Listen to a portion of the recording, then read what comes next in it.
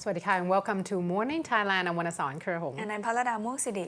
Now, of course, today there's a lot of updates, Kun Palada, especially in terms of last night. There's still the protesting event that is still ongoing, a lot of demonstrations, at least one place for sure last night that seems to be quite loud. And of course, our co-workers, Kun Chain, actually live right in the area of the finance ministry where right now Kun Suthep Thuksuban and the anti-government rally is actually located. So she probably will give us a little bit of detail when she's coming in this morning. Of course, you have to have a lot of detour and such. But before we go to the political updates, of course, a little bit more crime to update you on. Apparently yesterday at the Samut Prakan province of Bang Pli district, there has been a report that there has been a arrest for the two people altogether. These are robbers, and we have seen a lot of robberies these days. However, in this particular case, Kun Piman Somprasong as well as Kun Thanapop Kolamat. Now, these two are actually 35 and 37 years old. As you can see there, they say that the police were able to arrest these two after 30 cases has been done by them. They actually confessed to 30 robberies altogether. What happened was the police said that it has been a lot of complaints as well as a lot of cases to look into in terms of all the people, all the victims that were actually got their goods stolen, especially for those that have convenience stores or any mini mart or even dormitories.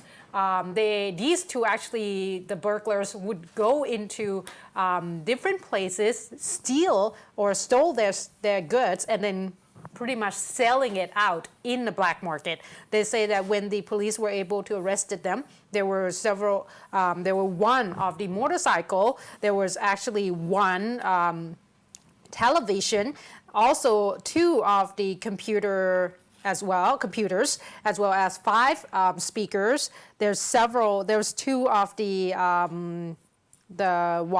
not the wallet, excuse me, the watches, exactly. And of course, about 6 of the cell phones. And they say that there's several other items as well. And when they found it, all of them has been labeled with prices on them. Really? Already. Yeah, Okay. it's ready to be sold. Now, apparently, according to these two, they say that these two would actually work with another person that pretty much what they did was these two are drug addicts. So obviously they're in the circulation of drug dealing, drugs trafficking, as well as drug users. So they said what they did was that they would steal all this good, they would sell it, and buy more drugs. Okay. Yeah, so that was kind of a vicious cycle that they were living in. And they say that most of their customers are the drug users that pretty much, using drugs together in circle and such. And they say that the police were able to arrest these two because of CCTV camera and look at their background as well as the fact that these two happened to be in jail before. And when they got out of jail, this is the career path that they chose. So I guess going back to jail. Yeah, time in jail didn't really do them a lot of good. Unfortunately, so didn't they're change going them. back to jail. But at this time, it just seems like a lot more robberies happen these days. So Yes. be careful. And CCTV camera became one of the most useful technology that a lot of people were able to catch whoever the robbers or anyone that has done something wrong. At least there's evidence for the police. That's right, and that also goes to the next case as well. Okay. Also another robbery. This time, instead of stolen goods, it's particularly at a gold shop instead. Yeah. And police were able to capture this gold robber who tried to get away with 40 baht weight of gold. That's a lot. That's a lot, that's right. And it turns out that the particular culprit in this case, after being tracked down by the police, turns out that he was a monk or at least a monk. That's even better. I think it's more like a monk in disguise, actually. Yeah. Yeah, in details, of course, here the police were able to capture and arrest this monk in disguise, I'd call him.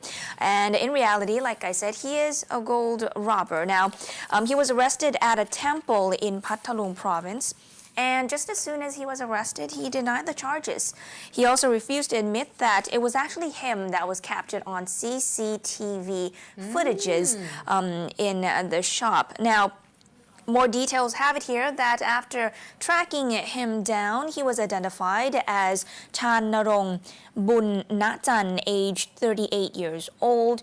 And according to arrest warrants that was out for him, this was at the Pet Thong by Yawarat Gold Store at the Big C Super Center, hypermarket, excuse me, as well. And it's at the Dao Kanong branch. And this occurred on this past November the 17th. Now, the police were able to identify him. They saw the CCTV camera footages. And just as soon as they tried to track him down, they found that he was already ordained as a monk at the Na Mom temple in Pattalung province. And along with the arrest, they found that he had a black jacket and also 2 baseball caps, 2 mobile phones, and also one of the monk registration documents. But still, being a monk having caps and also jackets, that doesn't really make sense, right? True. Apart from that, after he was arrested, he was interrogated and he denied the charges. He said that according to his relative or his ex-boss that came to identify him in the CCTV camera footages, he said that it should be a misunderstanding, and that's why he's denying the charges against him. And he also moved already from one temple to the latest temple in Pattalung. At first, he was at the Maklua temple. And he said that he was, told by the abbot of Maklua Temple to move away to another temple because there was an arrest warrant that was sent to the temple in which the abbot found out. And that arrest warrant was sent from his ex-wife, saying that he was threatening her, and he still had a charge against him. And that's why the abbot had to, chase him away. Yeah. And he also admitted that he was arrested 3 times before for drug abuse. That's horrible. And at the moment, he is already arrested, so, the charges against him will definitely be according to the law. And that's the thing. See, it's these kind of people that tarnish good names of, religious leader and such. And the because temples, right? Don't forget, a lot of people in Thailand majorities are still Buddhist. And this is, you gotta admit, it just taken away from a lot of people who might have faith in religion, in Buddhism and such. And now a lot of people would just stick to teaching, and that's pretty much it, because sometimes monks, people just, using robes as a way to actually disguise themselves. All right, moving on to another robbery case. Apparently, once again, bank robbery, but this time did not succeed. And this particular case took place in Chonburi province, particularly in Sriracha district. They say that it happened at Kasikorn Thai Bank, and they say that at this point, the police still looking for the culprit, because technically it was a failed attempt. He or she tried it. Now, this particular robber actually went into the bank, and they say that once this person, so not very tall, as you can see there, got to the bank, they say that at the time, he or she actually put a mask on as well, not like a full mask, but it's more or less like one of those for breathing and such when you have cold or something. The mask, right? Yeah, the mask, the sanitary mask that would cover your nose and your mouth. Now they say that once the person or the robber approached the clerk, Kun Pani Si Prom, age 24, she said that the robber pulled out a gun on her. Interestingly enough, though, they say that the robber pretend to be trying to transfer the money, and the robber even wrote down the name of the person of the account numbers. So these two people would probably be investigated by the police at this point. คุณภูกิจโสพจน์ and คุณกิตติภพเรืองกิจ So it's almost like the robber was there to make a transaction or something like that. Anyway, as soon as Kun Pani, the clerk, saw a gun, she got so scared that she started to cry, like sobbing, very loudly, uncontrollably, actually. And she said that because she was really scared. So when the robbers see that, the robber got scared as well. So pull out everything, the bags, the gun, and just ran. So she was also shocked. Yeah, or he or she at this point. Now, the police or the clerk said that the robber believed to be a woman who probably, act a little bit like a man. So she probably being the cross-dressed. Perhaps that's what they think at first attempt, but they probably will have to look more into this. Now, apparently at this point, there's not much lead except for that footage from CCTV camera. So the police still trying to find the person, but I guess crying helps at this particular case because Kun Pani said that it was due to the fact that she was crying so hard. And maybe the robber sympathized with that a little bit. You know what? I think it's either that or, like I said, I think maybe the robber, didn't know what to do because she started to cry very loudly. Yeah. And, maybe the robber was like, oh, okay, this is starting to get out of hand. Yeah, attract more people. Yeah, so maybe that's why. The attention of more people. All right, that could be that too. Okay. Well, moving away from that case now to another story, a very sad story actually for the finding here of a corpse of a baby elephant in, the Kaeng National Park. And this was after villagers found the corpse of this baby elephant.